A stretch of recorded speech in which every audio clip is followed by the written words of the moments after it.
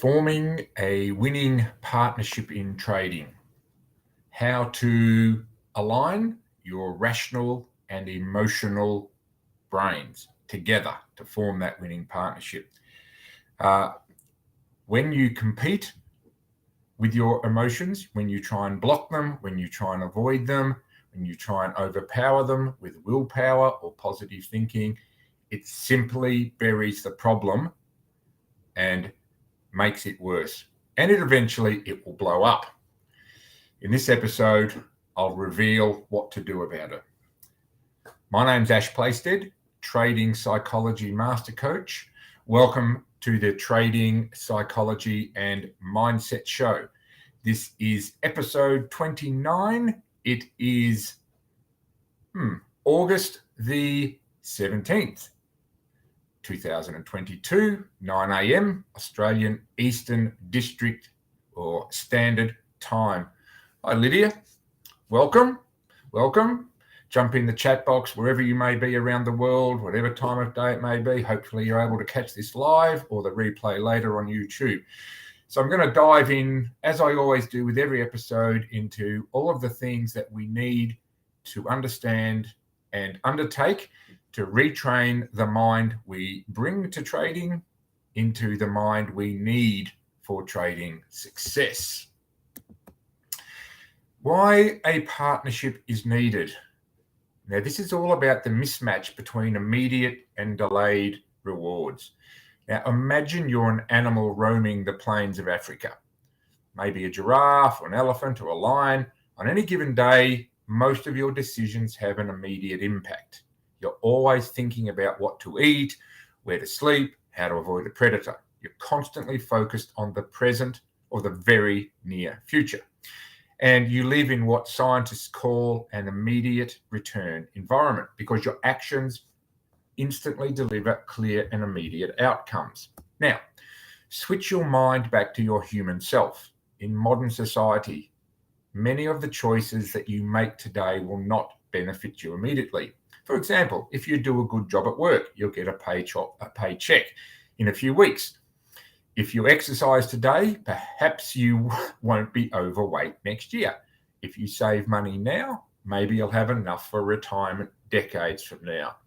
So we all live in modern society in what scientists call a delayed return environment because you can work for years before your actions deliver the intended payoff. Now, the human brain did not evolve for life in this delayed return environment. The earliest remains of modern humans, known as Homo sapiens, approximately 200,000 years old. These were the first humans to have a brain relatively similar to ours. And in particular, the neocortex, the newest part of the brain and the region responsible for higher functions like language, etc. It was roughly the same size 200,000 years ago as today.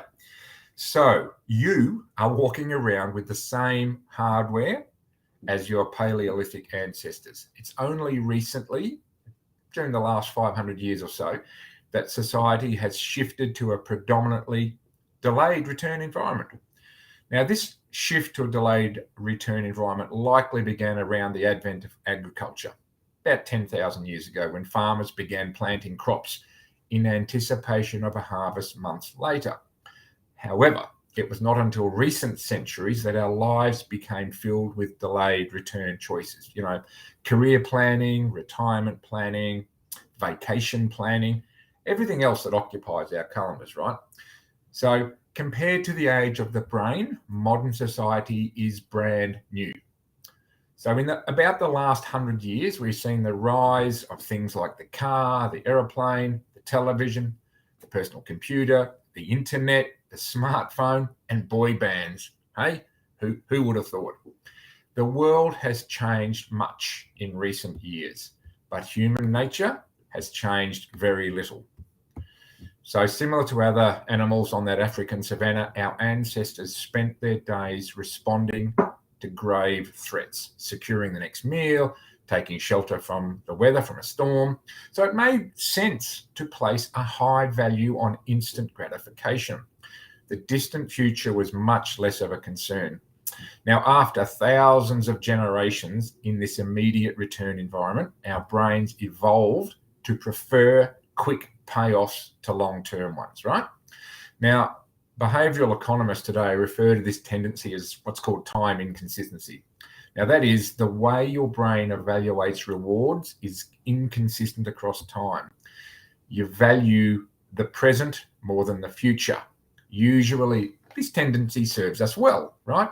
A reward that is certain right now is typically worth more than one that is merely possible in the future.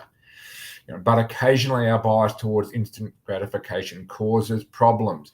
And this is particularly relevant in trading, where our decision making occurs in a very compressed time frame.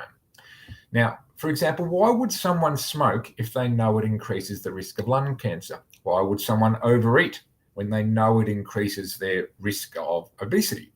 Why would someone have unsafe sex if they know it can result in an STD? Now, once you understand how the brain prioritizes rewards, the answer becomes really clear. The consequences of bad habits are delayed while the rewards are immediate. This is how our brain evolved. So I said, this serves us well in many aspects of life, but in trading, it doesn't. Now, smoking might kill you in 10 years, right? But it reduces stress and eases your nicotine cravings right now. Overeating is harmful in the long run, but appetizing in the moment. Safe sex, or sex, safe or not, provides pleasure right away. Disease and infection won't show up for days, weeks, or even years. Now, every habit produces multiple outcomes over time. Unfortunately, these outcomes are often misaligned, particularly in trading. With our bad habits, the immediate outcome usually feels good, right? The immediate outcome usually feels good, but the ultimate outcome feels bad. So with good habits, it's the reverse. The immediate outcome is unenjoyable, right? But the ultimate outcome feels good. Now, there's a French economist whose name I think is Frederick Bastiat, explained the problem really clearly when he wrote the following. It almost always happens that when immediate consequences are favorable, the later consequences are disastrous, and vice versa. Often the sweeter the first fruit of a habit, the more bitter are its later fruits. Now, I'll put this another way. The costs of your good habits are in the present. The costs of your bad habits are in the future. This is so prevalent to trading, right? Where our emotional brain operates in the present, our rational brain operates in the future. This is the partnership that we must form, bringing them together. Our brain's tendency to prioritize the present moment, right? It means that you can't rely on good intentions of your rational mind. When you make a plan, whether it's to lose weight, write a book, learn a language, be a profitable trader, you're actually making plans for your future self. And when you envisage what you want your life to be like, it's easy to see the value in taking actions with long-term benefits, right? We all want better lives for our future selves. This is our rational mind. However, when the moment of decision arrives, instant gratification, that survival impulse usually wins. That's the emotional brain. You're no longer making a choice for the future you. Your dreams of being fitter, wealthier, happier, a better trader. You're choosing for the present you, who wants to be full, pampered, entertained, or free of stress. Now, as a general rule, the more immediate pleasure you get from an action, the more strongly you should question whether it aligns with your long-term goals. Now, this can derail our decision-making as well, right? The brain overestimates the danger of anything that seems like an immediate threat. And I want you to relate this to trading. I've spoken about this a lot. When real money is on the line in an uncertain environment, such as trading, your brain sees it as an immediate threat. But it has almost no likelihood of actually occurring, right? So your brain is catastrophizing that risk. For example, your plane crashing during a bit of turbulence, a burglar breaking in while you're home alone, a terrorist blowing up the bus you're on. These things are highly unlikely to happen. Meanwhile, your brain underestimates what appears to be a distant threat, but is actually very likely. The steady accumulation of fat from eating unhealthy, the gradual decay of your muscles from sitting at a desk, right? The blowing up of your trading account slowly but surely over time. Now, with a fuller understanding of what causes our brain to repeat some behaviors and avoid others, now let's update what I call the cardinal rule of trading behavior change. What is immediately rewarded is repeated. What is immediately punished is avoided. Right?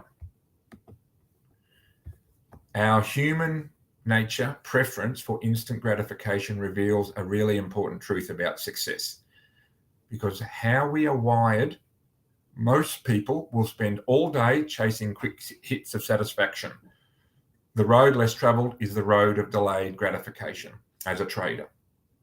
If you're willing to wait for the rewards, you'll face much less competition, you're going against the herd, and you'll often get that bigger payout over time. As the saying goes, the last mile is always the least crowded.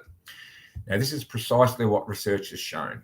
People who are better at delaying gratification and can form that partnership between rational and emotional mind, they have things such as higher SAT scores, lower levels of substance abuse, lower likelihoods of obesity, better responses to stress, superior social skills, and most importantly for you, traders, much higher likelihood of long-term sustainable trading success. Now, we've probably all seen this play out in our own lives. If you delay watching TV and get your homework done, you'll generally learn more and get better grades. If you don't buy sweets, desserts, and chips at the store, you'll most likely eat more healthy food when you get home. At some point, success in nearly every field, especially trading, requires you to ignore immediate reward in favor of delayed reward, following your plan and methodology. Now, here's the big problem. Most people, I'm sure you included, know that delaying gratification is the wise approach. They want the benefits of good habits, to be healthy, proactive, productive, and at peace. But these outcomes are seldom top of mind at the decisive moment of performance. Now, thankfully, good news, it's possible to train yourself to delay gratification, but you need to work with the grain of human nature, not against the grain of human nature. And the best way, as is the subject matter of this episode, is to form a partnership between emotional and rational minds, not to use your rational mind to try and block, avoid, overpower your emotions. That's the opposite of what you should be doing. Now, we start this by adding a little bit of immediate pleasure. This is where I suggest you start, right? There's more that we can do, but for the sakes of the starting point, start with adding a little bit of immediate pleasure to the habits that pay off in the long run and a little bit of immediate pain to the ones that don't. So, how to turn instant gratification to your advantage, right? By forming that partnership. Now, the vital thing in getting a habit to stick is to feel successful, right? Even if it's in a very small way. That feeling of success is a signal to your brain that your habit paid off and that the work was worth the effort. Now, in a perfect world, the reward for good habit is the habit itself, right? In the real world, good habits tend to feel worthwhile only after they've provided you with something. Early on, it's all sacrifice. You've gone to the gym a few times, but you're not stronger, fitter, faster, or at least not in any noticeable way.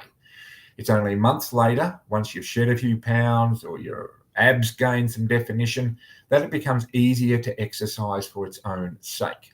In the beginning, you need a reason to stay on track. It's exactly the way it is with retraining your brain for the rigors of trading.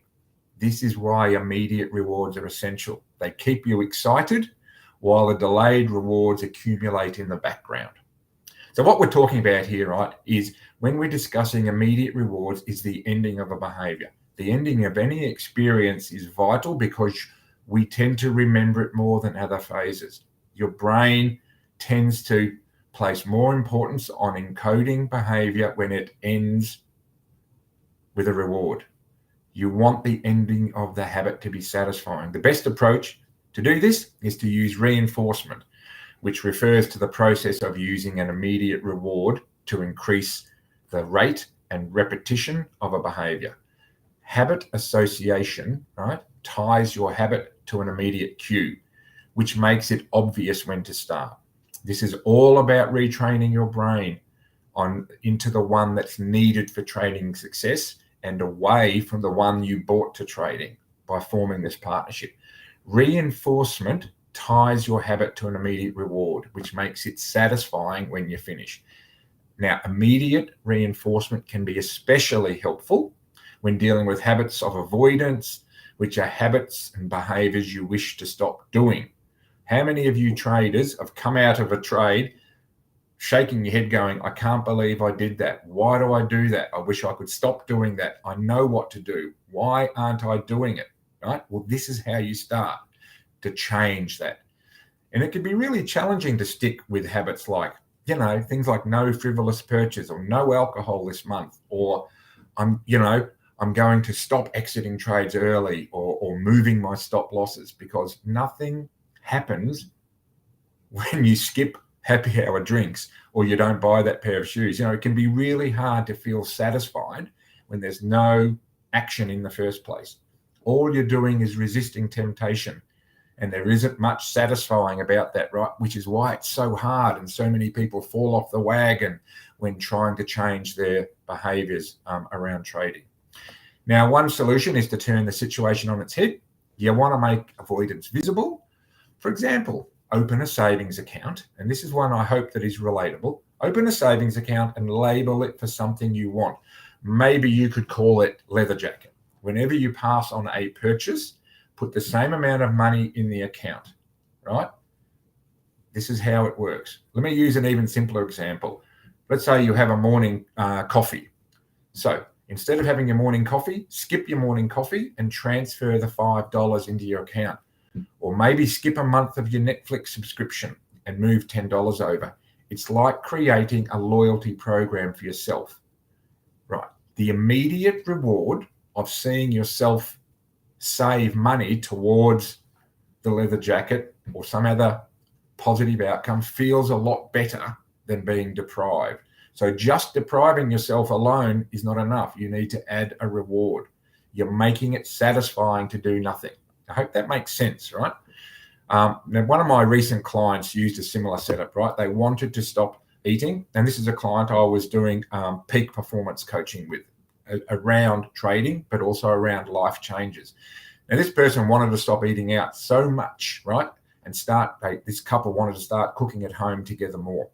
So they labeled a savings account, trip to Europe. Whenever they skipped going out to eat, they transferred $50, $70, $80 into the account. Now, at the end of the year, they put all this money towards the vacation. Can you see the association with a positive reward for a depriving behavior or establishing a new habit? Now, it's worth noting that it's important to select short-term rewards that reinforce your identity. And I want to talk a bit quickly here about identity, right? Rather than ones that conflict with it. For example, buying a new jacket is fine if you're trying to lose weight or read more books, so forth. But it doesn't work if you're trying to budget and save money. Instead, right, taking a bubble bath or going on a pleasurable walk are good examples of rewarding yourself with free time, which aligns with your ultimate goal of more freedom and financial independence. So this is very relatable to trading. For most people, what core to becoming a trader is the vision and dream of more freedom and more financial independence. So, for example, if you reward yourself for exercising by eating a bowl of ice cream, right, you'd be amazed how many people do that, then you are casting a vote for a conflicting identity, and it ends up being a washout. Instead, maybe your reward is a massage. So, right, exercising followed by a massage, which is both a luxury and a vote towards taking care of yourself, taking care of your body. Now the short-term reward is aligned with your long-term identity and vision of being a healthy person, right? Relate this to your trading goals, right? So eventually, as these intrinsic rewards like a better mood, more energy, and reduced stress start to kick in, you'll become less concerned with chasing the secondary reward. The identity itself becomes the reinforcer.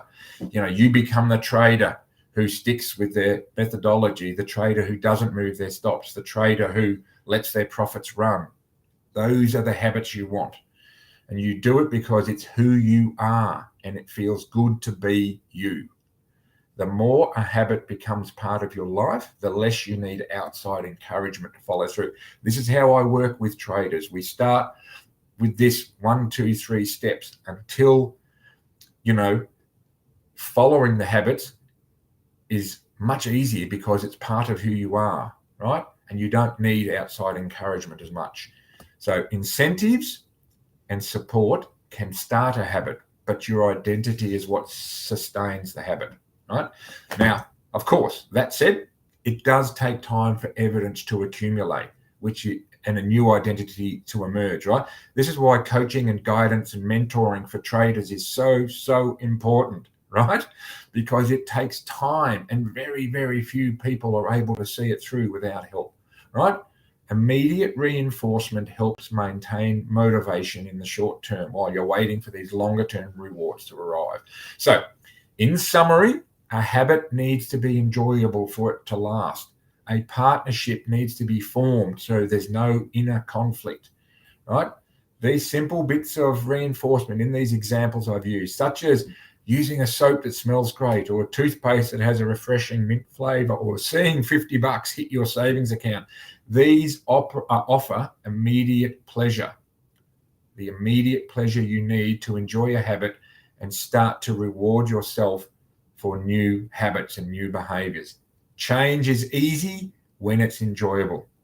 Okay.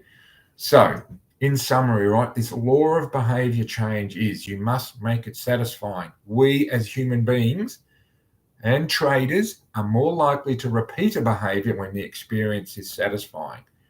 Our human brain evolved to prioritize immediate reward over delayed reward. And now the cardinal rule of behavior change is what is immediately rewarded is repeated. Remember that. What is immediately rewarded is repeated. What is immediately punished is avoided. Take this into your trading environment, your peak performance trading environment. To get a habit to stick, you need to feel immediately successful, even if it's a small way. And this comes about through forming a partnership between your emotional need for immediate gratification and your rational plan for long-term success. We need to bring them together.